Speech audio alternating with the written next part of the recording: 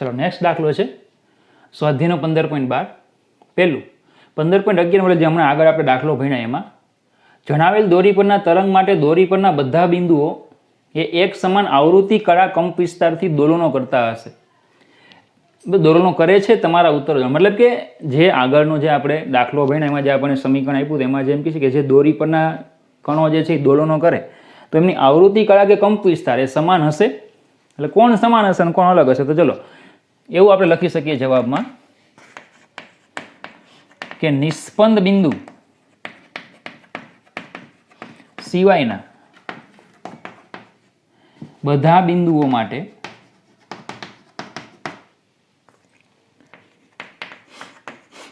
દોરી પરના કણોના આવૃત્તિ અને કળા સમાન હોય છે, પરંતુ કંપ વિસ્તાર અલગ હોય છે. બરાબર, આપણે વાક્ય લખી શકીએ અહીંયા કે દોરી પરના નિસ્પંદ બિંદુ સિવાયના બધા બિંદુઓએ સમાન આવૃત્તિ અને સમાન કળા હોય પણ કંપ વિસ્તાર જે છે એ અલગ હોય. ચાલો સેકન્ડ, નિસ્પંદ બિંદુની ચર્ચા આપણે બરાબર ચેપ્ટર જે છે એમાં આપણે બે તરંગો નિસ્પંદ બિંદુ કોને કહેવાય? તો કે જ્યાં પેલી કંપ વિસ્તાર 0 થાય ને એ બિંદુને નિસ્પંદ બિંદુ કહેવાય, જ્યાં આપણને ન્યૂનતમ મળતું એમ વિનાશક વ્યતિકરણ એવું આપણે ભણી ગયા છે એને નિસ્પંદ બિંદુ કહેવાય. કંપ વિસ્તાર મહત્તમ મળે અને પ્રસ્પંદ બિંદુ કહેવાય. પ્રસ્પંદ કંપ વિસ્તાર મહત્તમ મળે એને શું કહેવાય? પ્રસ્પંદ બિંદુ કહેવાય. અને જ્યાં આપણે સહાયક વ્યતિકરણ થાય છે તીવ્રતા પણ મહત્તમ હોય. ચલો એક છેડેથી 0.375 મીટર છેડાથી અંતર એટલે x કહેવાય. છેડાથી અંતર એટલે x. તો એ બિંદુએ કંપ વિસ્તાર કેટલો હોય? તો કંપ વિસ્તાર આપણે ગોતવાનો. તો ચલો આ સમીકરણમાં આને કંપ વિસ્તાર કહેવાય.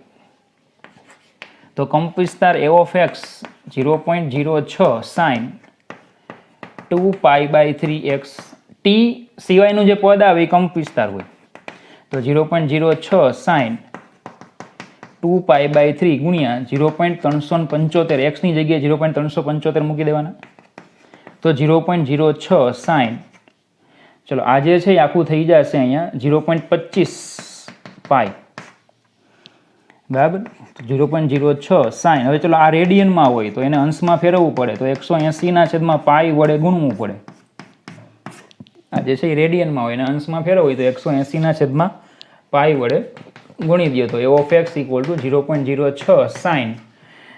ચલો 180 ગુણ્યા 0.25 કરશો તમે એટલે તમને જે છે એ પાઈ તો કેન્સલ થઈ જશે, 45 ડિગ્રી મળશે. તો a of x equal to 0.06 sin 45 એટલે 1/√2. તો 1.4142 વડે ભાગી નાખો એટલે 0.04242 મીટર આવશે. બરાબર, તો તરંગો માટે દોરી પરના બધા બિંદુએ સમાન આવૃત્તિ હશે, કળા હશે. તો પ્રારંભિક કળા આવૃત્તિ અને કળા જે છે એ બંને સમાન હશે. બરાબર, કારણ કે આ તો જે છે એમને જ રહેવાના છે, આ જે છે એમ જ રહેશે એટલે કળા અને આવૃત્તિ સમાન હશે. કંપ વિસ્તાર છે એ બદલાશે. દાખલા તરીકે x છે આટલા અંતરે, કંપ વિસ્તાર આટલો, એમ x બદલાશે એટલે કંપ વિસ્તાર એનો ચેન્જ થશે.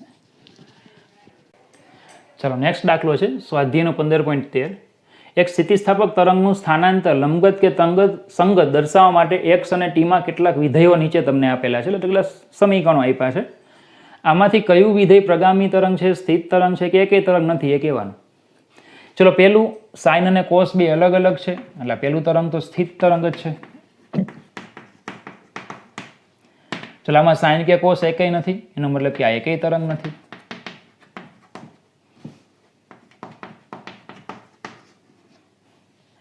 ચલો આમાં સાઇન અને કોસ બી અલગ અલગ છે પણ ઇન મેથેમેટિકલી આ સરવાળો પોસિબલ નથી કારણ કે આ 3 છે ને અહીંયા 4 છે. આ તો સહગુણક સરખા હોવા જોઈએ. બરાબર, કાં તો પછી આપણે સાઇન કે કોસ એમાં સેટ કરી શકતા હોવા જોઈએ કે ભાઈ આ ધારો કે 1/√2 હોય, આ 1/√2 હોય તો અહીંયા બંને સહગુણકો 1/√2 હોય તો પછી તમે અહીંયા શું કરી શકો, સાઇનની અહીંયા કોસ π/4 મૂકી શકો, અહીંયા સાઇન π/4 મૂકી શકો, બંનેને ભેગા કરી શકો. બરાબર, ચલો અથવા 1/√3 હોય, બરાબર, 2 હોય તો 2/√3. તો ટૂંકમાં 3 અને 4 સાઇન કે કોસની જે આપણી ટેબલ છે 0, 30, 45 ને 60 ને 90 વાળું એ ખૂણાઓમાં ક્યાંય 4 તો આવતો જ નથી. બરાબર, અને અંશમાં વર્ગમૂળમાં 3 આવે છે, બરાબર. એનો મતલબ કે આનું મેથેમેટિકલી, બરાબર, એ બંને ભેગા કરવા એ પોસિબલ નથી. તો આ મેથેમેટિકલી ભેગા કરવા પોસિબલ નથી, એટલે આપણે અહીંયા એમ કહી શકીએ ભાઈ આ પ્રગામી તરંગો છે, પ્રગામી તરંગ છે, બંને ઇન્ડિવિજ્યુઅલ પ્રગામી તરંગો છે. જો ચલો આમનું રૂપાંતર પોસિબલ છે, sine omega T, cos omega T, એટલે ટૂંકમાં સાઇન આલ્ફા કોસ બીટા વત્તા કોસ આલ્ફા સાઇન બીટા પ્રમાણે. પણ જો ખૂણાઓ અલગ અલગ છે, ખૂણાઓ અલગ અલગ છે, મતલબ કે ઇન મેથેમેટિકલી આ જે છે એનું સંપાતીકરણ થઈ શકે. ખૂણાઓ ભલે અલગ છે પણ સંપાતીકરણ આમનું થઈ શકે. એટલે આ જે તરંગો છે ને એ એક તો આ ઇન્ડિવિજ્યુઅલી તરંગ પ્રગામી નથી, કારણ કે સાઇન અને કોસ 2 છે. તો આ સ્થિત તરંગ છે, આ સ્થિત તરંગ છે ને સરવાળો એટલે એનું સંપાતીકરણ, મતલબ કેમ કહી શકાય કે સ્થિત તરંગોનું સંપાતીકરણ છે. બે સ્થિત તરંગો છે એનું સંપાતીકરણ ટૂંકમાં અહીંયા આપણે કરવાનું. મેથેમેટિકલી આપણે આ cos 2x છે તો એ 2x નું 2 આલ્ફાનું સૂત્ર મૂકી શકાય, sin 2x છે ત્યાં sin 2 આલ્ફાનું સૂત્ર મૂકી શકાય, અને પછી મેથેમેટિક્સનો ઉપયોગ કરીને આપણે એમનું પરિણામી આપણે ગોતી શકીએ. તો ચલો ખાલી આટલો દાખલો હતો, કયું પ્રગામી છે કયું સ્થિત છે આપણે કહેવાનું હતું. ઓકે, ચલો સ્વાધ્યાયનો 15.18 છે. સિતારના 2 તાર A અને B સ્વર ગા ઉત્પન્ન કરવામાં થોડી સુમેળ ક્ષતિને લીધે 6 હર્ટ્ઝ આવૃત્તિના સ્પંદ ઉત્પન્ન કરે છે. તો ચલો પ્રારંભમાં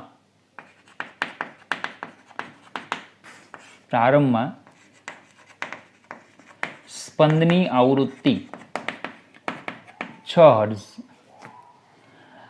એ તારમાં તણાવ સહેજ ઘટાડતા, તણાવને ઘટાડવાનું કીધું છે. સ્પંદની આવૃત્તિ ઘટીને 3 હર્ટ્ઝ થાય છે. તો આપણે લખી શકીએ અંતમાં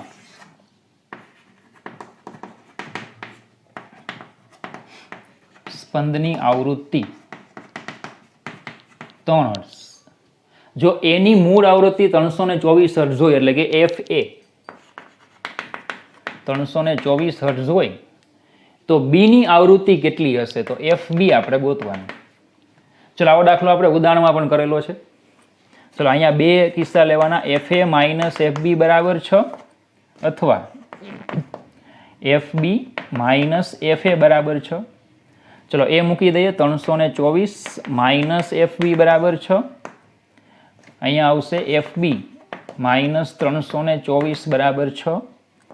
તો અહીંયા જે FB આવશે એ થઈ જશે બરાબર 318, અને અહીંયા FB થઈ જશે 330. તો ચલો આ આપણને FB મળ્યા અહીંયા.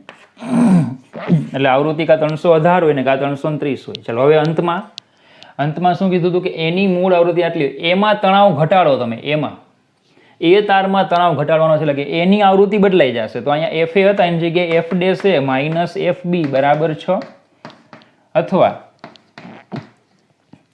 FB માઇનસ F ડેશ એ બરાબર 6. સોરી 6 ક્યાં 3, બીજામાં 3 છે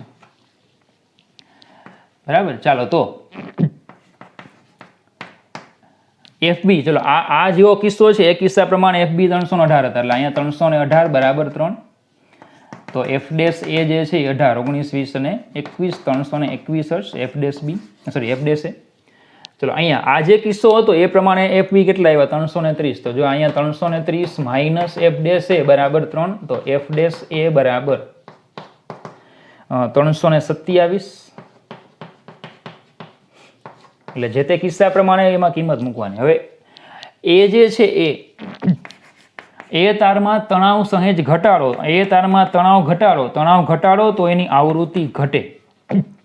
તમને ઉદાહરણનો દાખલો તો એમાં કીધેલું, તણાવ વધારો તો આવૃત્તિ વધે, તો તણાવ ઘટાડો આવૃત્તિ ઘટે, કારણ કે આવૃત્તિ અને તણાવ એકબીજાના વ્યસ્ત પ્રમાણમાં સમપ્રમાણ. દાખલા તરીકે V √T/μ હોય, V બરાબર લેમડા F લઈ લો તો √T/μ આવે.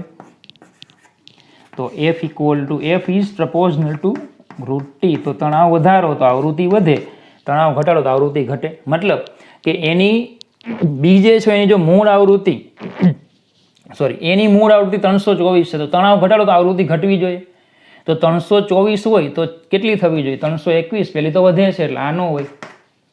324 માંથી 327 તો થાય નહીં, 321 થવી જોઈએ. જો 321 એનો મતલબ કે આ કિસ્સો સાચો, જો આ કિસ્સો સાચો હોય તો બોલો, આ કિસ્સો સાચો હોય મતલબ કે બીની આવૃત્તિ કેટલી હશે? 318. તો બીની મૂળ આવૃત્તિ 318, મૂળ આવૃત્તિ FB 318 હર્ટ્ઝ, બરાબર. અને અંતમાં તણાવ ઘટાડો પછી આવૃત્તિ F'B, બરાબર. F'B જે છે એ સોરી માફ કરજો, F'B તો આપણે કીધા જ નથી ને ગોતવાના, મૂળ આવૃત્તિ જ કીધી હતી, એટલે FB બરાબર 318 જે છે એ જ આપણો ફાઇનલ જવાબ.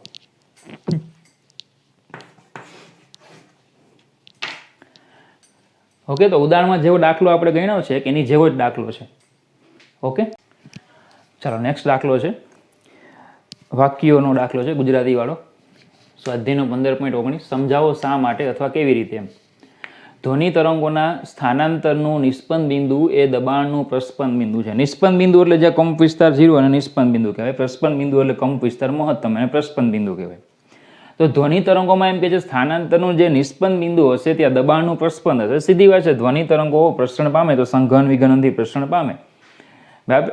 તો સંઘનન એટલે એમ કહેવામાં આવે કે ભાઈ જ્યાં પ્રસ્પન્ન થાય, કંપ વિસ્તાર મોટો હોય, સોરી માફ કરજો, સંઘનન જ્યાં કંપ વિસ્તાર ઓછો હોય, તરંગો શું થાય? દબાય છે, એ દબાય છે. અને વિઘનન થાય તે કંપ વિસ્તાર વધારે હોય છે, કારણ કે તરંગો છે એ છૂટા પડે છે. તો સંઘનન થાય ત્યાં તરંગો દબાય છે, એનો મતલબ કે દબાણ ત્યાં વધારે હોય. તો બરાબર, ધ્વનિ તરંગોનું તે નિષ્પન્ન બિંદુ તો દબાણમાં મહત્તમ હોય એટલે પ્રસ્પન્ન બિંદુ, દબાણ મોટું હોય એટલે પ્રસ્પન્ન બિંદુ. તો જો સ્થાનાંતરમાં નિષ્પન્ન બિંદુ આગળ દબાણ મહત્તમ હોય છે, આથી ધ્વનિ તરંગમાં સ્થાનાંતરનું નિષ્પન્ન બિંદુ એ દબાણનું કયું છે? પ્રસ્પન્ન છે. ચામાચીડિયા કોઈ આંખ વિના અંતરાયોના તરંગો દિશાઓ પ્રકાર અને અંતરો દિશાઓ પ્રકાર અને પરિણામો જાણી શકે છે. ચામાચીડિયા કોઈ આંખ વિના અંતરાયો જે છે, અંતરાયો એટલે કે જે ગતિ કરતા હોય એની અડચણ જે આવતી હોય તે, બરાબર. કોઈ સાંકડી દિવાલોમાંથી એમ ગતિ કરતા હોય તો જે અડચણ આવે એને અંતરાયો કહેવાય. તો એમના અંતરો આટલો છે, એટલે આટલું અંતર છે, ત્યાંથી વળવાનું, દિશાઓ કે ભાઈ કેટલે સુધી એ મોટો વિભાગ છે, પ્રકાર કેવા પ્રકારનો અંતરાય છે, અને પરિણામ કેવડું મોટું એ અંતરાય છે. તો એ આંખ વિના એમ કહે છે કે જાણી શકે છે. કેમ? તો જો ચામાચીડિયા સ્પંદ દ્વારા ખૂબ જ ઊંચી આવૃત્તિ ધરાવતા અલ્ટ્રાસોનિક ધ્વનિ તરંગો ઉત્પન્ન કરે. ચામાચીડિયા જે છે, બરાબર, એની જે સ્વર પેટી છે એમાં સ્પંદની મદદથી અલ્ટ્રાસોનિક ખૂબ ઊંચી આવૃત્તિ ધરાવતા તરંગો એ શું કરે છે? ઉત્પન્ન કરે છે. જ્યારે આ ધ્વનિ તરંગો તેના માર્ગમાં આવતી વસ્તુ પરથી પરાવર્તન પામીને પાછા આવે ત્યારે વસ્તુના તેમાંથી અંતર તેમજ દિશા અને વસ્તુના પરિમાણનું અનુમાન મેળવી શકે છે. મતલબ કે ચામાચીડિયા પાસે એવી શક્તિ છે, બરાબર, એને ભગવાન એવી શક્તિ આપી છે કે જે પરાવર્તિત પામેલ જે ધ્વનિ તરંગો છે, બરાબર, એ જ્યારે એના કાન સુધી પહોંચશે, ડિટેક્ટ કરશે ધ્વનિ તરંગોને, પરાવર્તન પામીને ધ્વનિ તરંગો આવે ડિટેક્ટ કરશે, તો એની મદદથી તે અંતરાયો જે છે, બરાબર, એનું પરિમાણ છે, એનો આકાર છે, દિશાઓ છે, એના વિશે અંદાજ મેળવી શકે છે, બરાબર. ચલો ત્રીજું, વાયોલિનના સૂર અને સિતારના સૂરની એક સમાન આવૃત્તિ હોઈ શકે છે. વાયોલિન અને સિતાર એમાં ધારો કે આપણે એક સરખી ધૂન વગાડીએ તો એની આવૃત્તિ એક સરખી હોઈ શકે છે, છતાં આપણે તે બંને સૂર વચ્ચેનો ભેદ પારખી શકીએ છીએ. મતલબ કે તમે ધૂન વગાડો છો, બે અલગ અલગ ઇન્સ્ટ્રુમેન્ટમાં એક જ સરખી ધૂન વગાડો છો, પણ છતાં બરાબર એ બંને ધૂનમાં આપણે એવું કહી શકીએ છીએ કે ભાઈ આ જે છે એ વાયોલિનમાં વાગે છે અને આ જે ધૂન છે એ સિતારમાં વાગે છે, એમ કે બંનેમાં કંઈક અલગપણું છે. એવું કેમ? તો સાધનોમાંથી ઉત્પન્ન થતા ધ્વનિ તરંગોની ગુણવત્તા તેના તરંગોની આવૃત્તિ ઉપર આધારિત છે.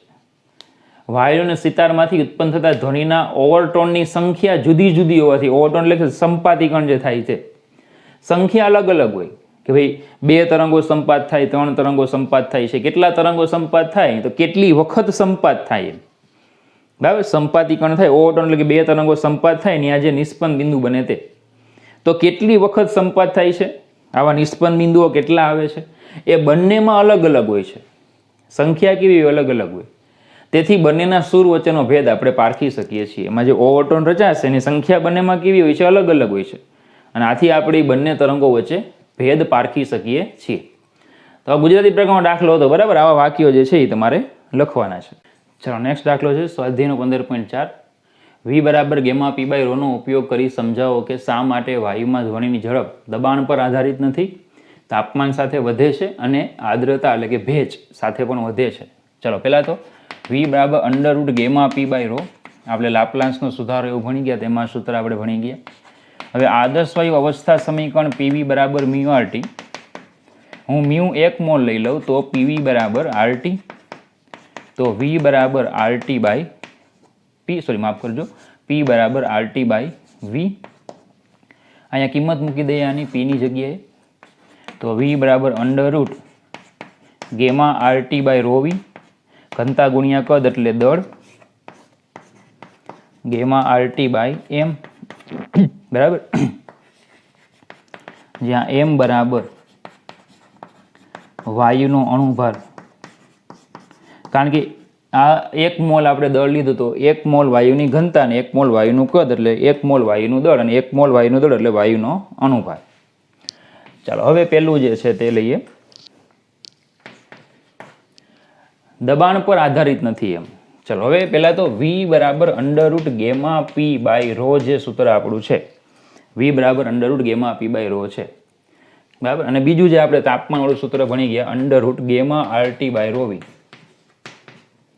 ચલો પહેલામાં પહેલું તો આમાં તો દબાણ તો છે જ નહીં, બરાબર.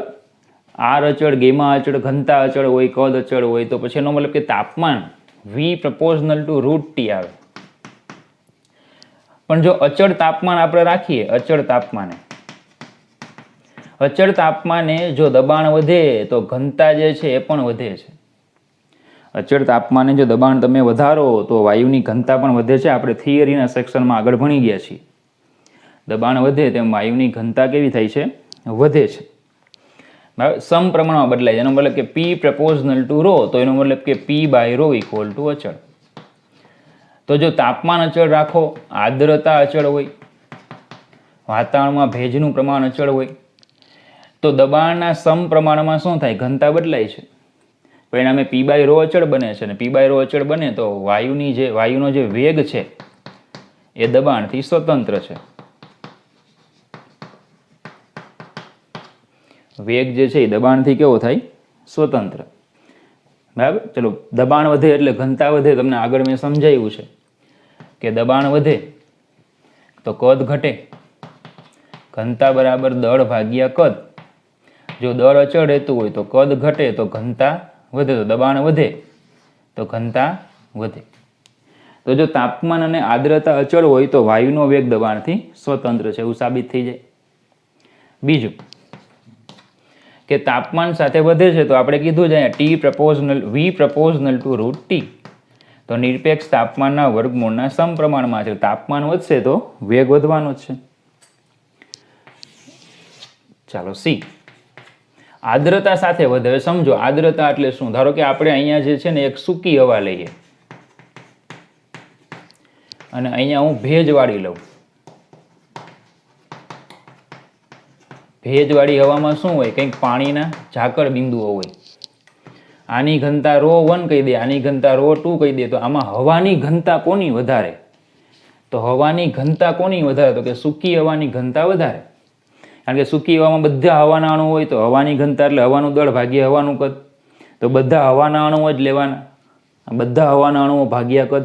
જ્યારે ભેજવાળી હવા, એમાં હવાની મારે ઘનતા જોતી હોય તો કેટલાક ભેજના અણુ આવે એટલે એ મારે ધ્યાનમાં લેવાનું નહીં. તો એમાં હવાના અણુ આની કરતાં આમાં ઓછા છે, કદ તો એક સરખું જ છે. પરિણામે એની ઘનતા કેવી થાય? બરાબર, ઘટી જશે. ભેજવાળી હવા જે છે એની ઘનતા કેવી થાય? ઘટી જાય. કારણ કે એમાં હવાના અણુઓ કેવા થાય? ઘટી ગયા. કદ તો સેમ જ છે, ઘનતા બરાબર દળ ભાગ્યા કદ. બરાબર.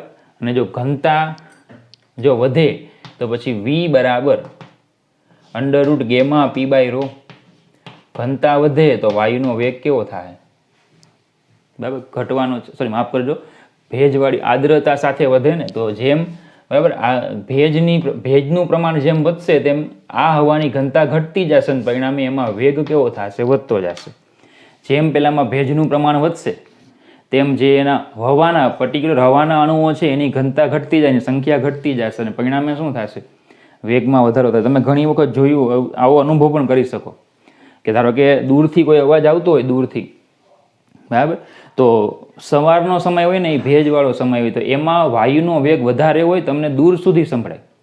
પણ બપોરનો જે સમય છે ને એમાં સૂકી હવા હોય એટલે તમને એ બહુ દૂર સુધી સંભળાતો નથી. દાખલા તરીકે ધારો કે તમે રહેતા હોય ત્યાંથી હાઈવે પસાર થતા હોય, હાઈવે પસાર થતો હોય ત્યાંથી જે વાહનો પસાર થાય તો રાત્રિના સમયમાં કે સવારના સમયમાં એ પસાર થતા વાહનનો વેગ તમને સંભળાય, બરાબર. એ જે ધ્વનિ ઉત્પન્ન થાય એનો વેગ તમે સાંભળી શકો, ધ્વનિ તમને સંભળાય. પણ એ જ વાહનો બપોરના સમયમાં પસાર થાય તો તમે સાંભળી શકતા નથી, કારણ કે વેગ કેવો થઈ જાય? ઓછો થઈ જાય, હવા છે એ સૂકી બની જાય, બરાબર. તો ચલો આટલો તમને દાખલો આપ્યો છે. તો આમાં તમારા સૂત્રો પણ યાદ રાખવાના છે. આપણે આ વેગના સૂત્રો છે અને આના MCQમાં પણ ઉપયોગ થશે, બરાબર. ઘનતા ગુણ્યા કદવાળું સૂત્ર યાદ રાખવાનું, અને ઘણી વખત તમને અણુભાર આપ્યો હોય તો એ પણ યાદ રાખવાનું છે. આર એટલે તમને ખ્યાલ જ, બરાબર, વાયુનો નિયતાંક. ચાલો નેક્સ્ટ દાખલો છે 15.5. તમે એવું શીખ્યા છો કે એક પરિમાણમાં પ્રગામી તરંગ y = f(x)t દ્વારા રજૂ કરાય છે. પ્રગામી તરંગને આપણે આ રીતે રજૂ કરીએ છીએ, x અને t ના વિધેયના સ્વરૂપમાં, એટલે કે x પણ આવે છે અને t પણ આવે છે, જ્યાં x અને t એ x - vt અથવા x + vt જેવા સંયોજનનો રૂપે દેખાય છે. kx - ωt અને kx + ωt જેવું સમીકરણ આપણું હતું, એમાંથી k ને તમે કોમન કાઢો એટલે ω/k આવશે પછીના પદમાં. દાખલા તરીકે આપણે સમીકરણમાં શું હતું? kx ± ωt હતું, એમાંથી જો હું k ને કોમન કાઢું તો x ± ω/k × t થાય, તો k x ± vt થાય, ω/k એટલે v. તો એવું વિધેય આપ્યું તમને, સંયોજન રૂપે દેખાય છે, એટલે કે y = function of x ± vt. શું આનાથી ઉલટું શકીએ છીએ? મતલબ કે જેમાં આ વિધેય હોય તો એ પ્રગામી જ હોય, એમ જે પ્રગામી તરંગ માટે આ તો આ હોવું જોઈએ, પ્રગામી તરંગ માટે y = f(x ± vt) હોવું જ જોઈએ.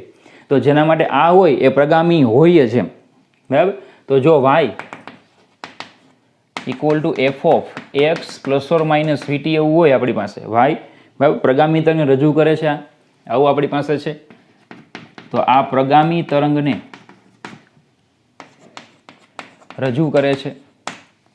હવે સમજો, પ્રગામી તરંગને રજૂ કરે છે, પ્રગામી તરંગ હોય તો આ હોય જ, એમ, પ્રગામી તરંગ હોય તો y છે આવો જ હોય, પણ y આવો હોય તો એ પ્રગામી તરંગને રજૂ કરે છે એવું જરૂરી નથી, એમ. એટલે કે જે સમીકરણમાં x + vt કે x - vt એવું કંઈ આવતું હોય તો એ પ્રગામી તરંગને જ રજૂ કરે છે એવું જરૂરી નથી, કારણ કે એમાં બીજી એક જરૂરિયાત છે, આવર્તી વિધિ સાઇન અને કોસાઇન, બરાબર. સાઇન અને કોસાઇન પણ હોવા જ જોઈએ. ખાલી x ± vt પ્રકારનું સમીકરણ હોય તો એ પ્રગામી તરંગ જ હોય એવું જરૂરી નથી, પણ પ્રગામી તરંગ હોય તો x ± vt જ હોય, એવું આપણે સ્પષ્ટપણે કહી શકીએ, બરાબર. તો પ્રગામી તરંગ રજૂ કરે છે એવું જરૂરી નથી, એટલે કે આવશ્યક નથી, બરાબર. ચલો બીજું, પ્રગામી તરંગ માટે x અને t ની બધી જ શક્ય કિંમત માટે y પરિમિત હોવા જોઈએ. એટલે હું x અને t ની કોઈ પણ કિંમત મૂકું, y જે છે એ મને કેવા મળવા જોઈએ? પરિમિત જ મળવા જોઈએ. ઇન્ફાઇનાઇટ મળે તો ચાલે નહીં. તો ચલો આપણે કેટલાક એમાં વિધેયો આપ્યા છે. પેલું જે એમાં વિધેય આપ્યું છે આપણને x - vt².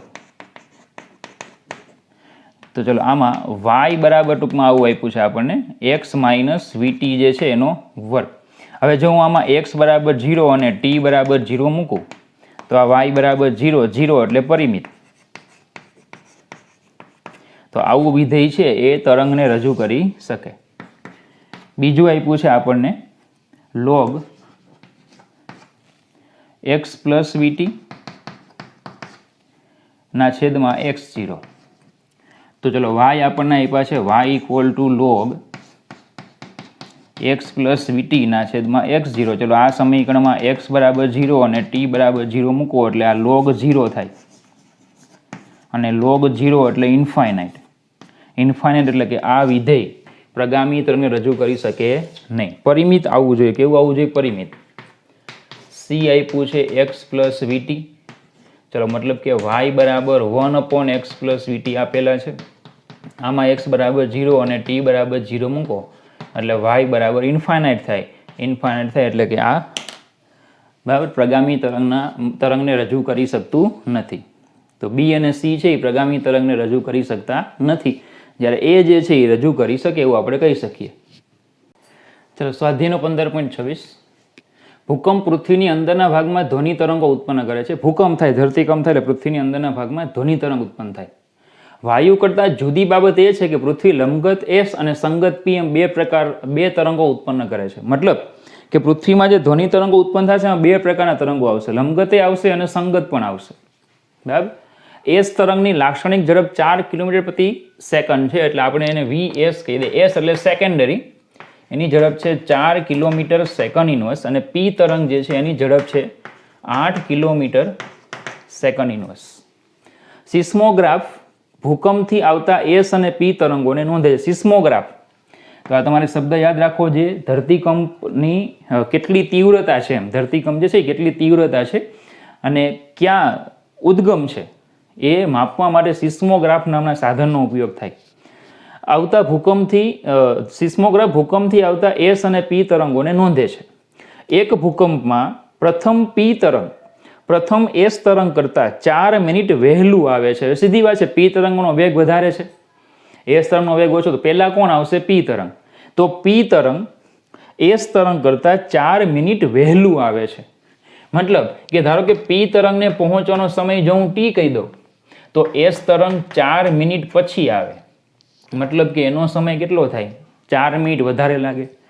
બરાબર. એક જ સ્થાને પહેલાં અહીંયા પી તરંગ પહોંચે એ સમય એવું નોંધી લો કે ભાઈ બરાબર ટી છે, તો 4 મિનિટ પછી ત્યાં કોણ આવશે?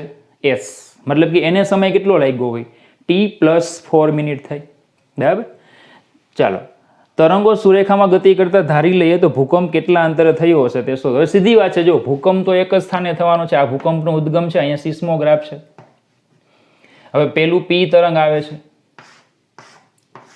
એ ટી સમયે, પછી એસ તરંગ આવે છે, ઉત્પન્ન તો અહીંથી જ થાય છે ને, પછી એસ તરંગ આવે છે.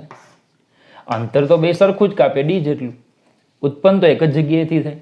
તો એમ કહેવાય કે એસ તરંગે કાપેલું અંતર, એસ તરંગે કાપેલું અંતર ડી બરાબર VS ટી પ્લસ 4. વેગ બરાબર સ્થાનાંતરના છેદમાં સમય, તો સ્થાનાંતર બરાબર વેગ ગુણ્યા સમય. તરંગો સુરેખામાં ગતિ કરે છે ને ઝડપો આપણને અચળ આપી છે. પી તરંગે કાપેલું અંતર લઈએ. પી તરંગે કાપેલું અંતર તો VP ઇન્ટુ ટી, વેગ એનો VP ને સમય ટી. બંને અંતરો સરખા જ હોય, ડી એને બંનેને સરખાવી દઈએ તો VP ઇન્ટુ ટી બરાબર VS into T plus 4. VP બરાબર 8T બરાબર VS બરાબર 4 ટી પ્લસ 4, એટલે અહીંયા આવશે 2T બરાબર ટી પ્લસ 4. તો ટી બરાબર 4 મિનિટ, તો ટી બરાબર 4 ગુણ્યા 60 સેકન્ડ, એટલે 240 સેકન્ડ થાય. એટલે ભૂકંપ થાય પછી પહેલું પી તરંગ 240 સેકન્ડે આવે એમ. તો કેટલું અંતર કાપે? તો ડી બરાબર VP ઇન્ટુ ટી. ચલો, VP 8, ટી 240, તો આવશે 90-20 કિલોમીટર. કારણ કે જે ડી 8 જે છે એ કિલોમીટર પ્રતિ સેકન્ડમાં હતા, એટલે 19-20 કિલોમીટર અંતર બરાબર ઉદ્ગમ હશે એમ. તો આ રીતે સિસ્મોગ્રાફ છે એ ધરતીકંપની માપણી કરે કે ઉદ્ગમ જે છે એ કેટલું દૂર હશે. સાથે એની તીવ્રતા પણ કેટલી તીવ્રતાથી તરંગો જે છે એ આવે છે. ઓકે.